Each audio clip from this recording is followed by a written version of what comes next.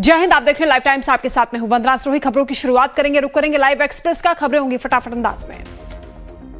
मौनी अमावस्या पर अमृत स्नान से पहले महाकुंभ में भगदड़ जैसी स्थिति बनी। भारी भीड़ के चलते बैरिकेडिंग टूटने से भीड़ बेकाबू हुई।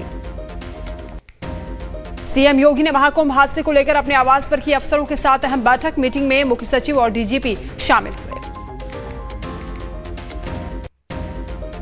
महाकुंभ हादसे पर बोले सीएम योगी, अखाड़ा मार्ग पर हुआ हादसा, बैरिकेड फांदने के दौरान कुछ लोग घायल, अफवाहों पर ध्यान न दें।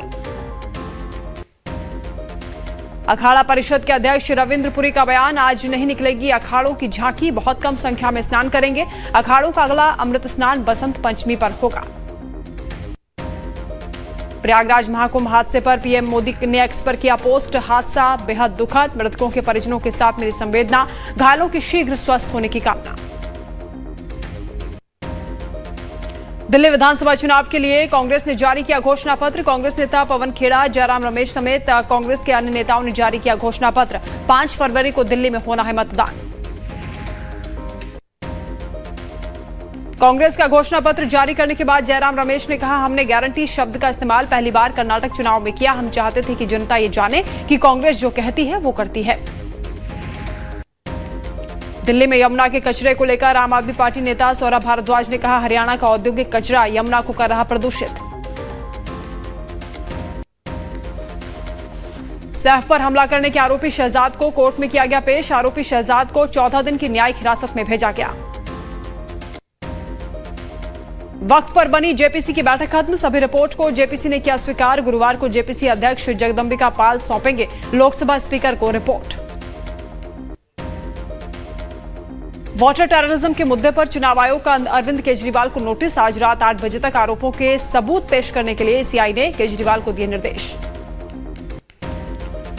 मध्य प्रदेश के सीहोर में डेयरी फैक्ट्री और उसके मैनेजर के घर ईडी का छापा। इससे पहले ईडी ने मुरैना में इसी फैक्ट्री से जुड़े 2 कारोबारियों के घर पर ली थी तलाशी। कर्नाटक के कोपल में भीषण सड़क हादसा। नेशनल हाईवे 367 पर बस के पलट जाने से 9 साल के बच्चे की मौत, 5 लोग गंभीर घायल। यूपी के संभल में डीसीएम और स्कूल मारुति इको की भिड़ंत, सड़क हादसे में 4 लोग गंभीर रूप से घायल हुए। हाथरस में पुलिस की चेकिंग के दौरान पशु चोर बदमाशों से हुई मुठभेड़, जवाबी फायरिंग में 2 पशु चोर घायल। बदमाशों के कब्जे से 2 अवैध तमंचे, 2 खोखा कारतूस और जिंदा कारतूस बरामद। छत्तीसगढ़ के भिलाई इस्पात संयंत्र में तेंदुए की चहलकदमी से हड़कंप। सूचना मिलते ही खोजबीन में जुटी वन विभाग की टीम। उत्तराखंड के हरिद्वार जिले की रुड़की में 2 दिन पहले हुई गोलीकांड को लेकर हरीश रावत ने कहा, ऐसे लोगों पर लगाम लगाने की जरूरत, लगाम न लगाने पर आने वाले वक्त में बूथ कैप्चरिंग जैसी घटनाएं होंगी।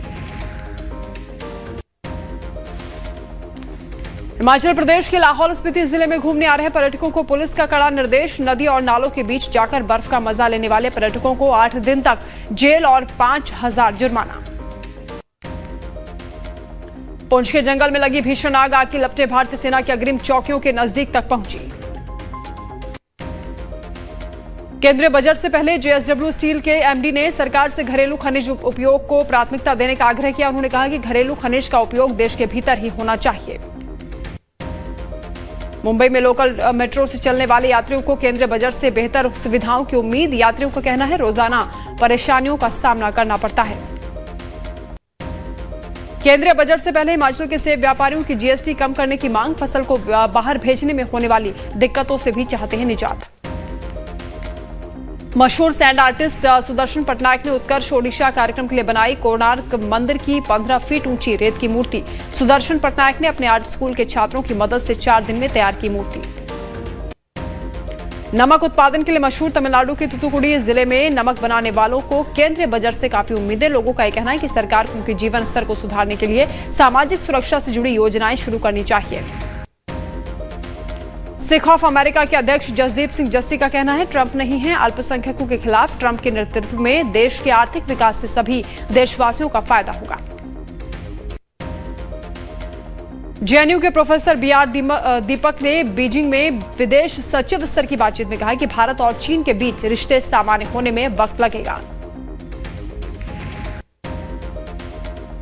डेलफ द्वीप के करीब श्रीलंकाई नौसेना ने की गोलीबारी में 5 भारतीय मछुआरे गंभीर रूप से घायल। भारत ने जताई कड़ी प्रतिक्रिया, कहा किसी भी हालत में बल प्रयोग मंजूर नहीं। अमेरिकी राष्ट्रपति डोनाल्ड ट्रंप ने अमेरिकी उद्योगों को चीनी ऐप डीपसेक से सजग होने की चेतावनी दी। ट्रंप ने कहा अमेरिकी कंपनियों को जीतने के लिए प्रतिस्पर्धा पर ध्यान देने की जरूरत। 4 दिवसीय जापान दौरे पर मध्य प्रदेश के मुख्यमंत्री डॉक्टर मोहन यादव। बुधवार को जापान के उप विदेश मंत्री हिसाशी के साथ की मुलाकात में भारत जापान के रिश्तों को मजबूत करने पर हुई चर्चा। अल हिलाल से नाता तोड़ने के बाद ब्राजील के सांतोस टीम के साथ जुड़ने के लिए तैयार हैं स्ट्राइकर नेमार सऊदी। नेमार करीब 12 साल बाद टीम के लिए खेलेंगे। भारतीय पेशेवर गोल्फर शिव चौरसिया ने कहा कि आने वाले सालों में भारतीय खिलाड़ी दुनिया भर में ज्यादा कामयाबी हासिल करेंगे। Shiv Chaurasia DLF golf and country club में जीत हासिल करने वाले अंतिम भारतीय खिलाड़ी हैं। उत्तराखंड में आयोजित 38वें राष्ट्रीय खेलों में अनूठी पहल। खेलों की ब्रांडिंग में नहीं हुआ प्लास्टिक का इस्तेमाल। जगह जगह लगाए गए होर्डिंग और बिलबोर्ड के लिए सन फैब्रिक का इस्तेमाल हुआ। 38वें राष्ट्रीय खेलों के उद्घाटन समारोह में पीएम मोदी ने कहा 2036 ओलंपिक की मेजबानी भारतीय खेलों को नई ऊंचाइयों पर लेकर जाएगी। आईसीसी पुरुष क्रिकेटर ऑफ द ईयर का खिताब जीतने के बाद बुमराह ने कहा टीम की सफलता मेरे लिए प्राथमिकता। सबसे पहले T20 विश्व कप जीतना पसंद करूंगा। इंग्लैंड ने तीसरे T20 में भारत को 26 रन से हराया। 5 मैचों की श्रृंखला में इंग्लैंड अभी भी 1-2 से पीछे। हार्दिक पांड्या ने 35 गेंदों पर सबसे ज्यादा 40 रन बनाए। परिवार के साथ स्क्रीन शेयर नहीं करना चाहते अभिनेता शाहिद कपूर। कहा काम और परिवार को अलग रखना सबसे अच्छा। सैफ पर हुए हमले के मामले में मुंबई पुलिस ने दिया बड़ा बयान। कहा गिरफ्तार बांग्लादेशी के खिलाफ पुलिस के पास पर्याप्त सबूत हैं। सैफ पर 16 जनवरी को चाकू से हुआ था हमला। सैफ पर हुए हमले पर फिल्म निर्देशक सूरज बरजात्या ने कहा कि सैफ एक वॉरियर हैं, मेरी शुभकामनाएं उनके साथ हैं। सैफ ने साल 1999 में सूरज की फिल्म हम साथ साथ हैं में काम किया था। पूरे करियर में थिएटर और सिनेमा दोनों में काम करना चाहते हैं आमिर के बेटे जुनैद खान। कहा 16 साल की उम्र से हुआ थिएटर से प्यार।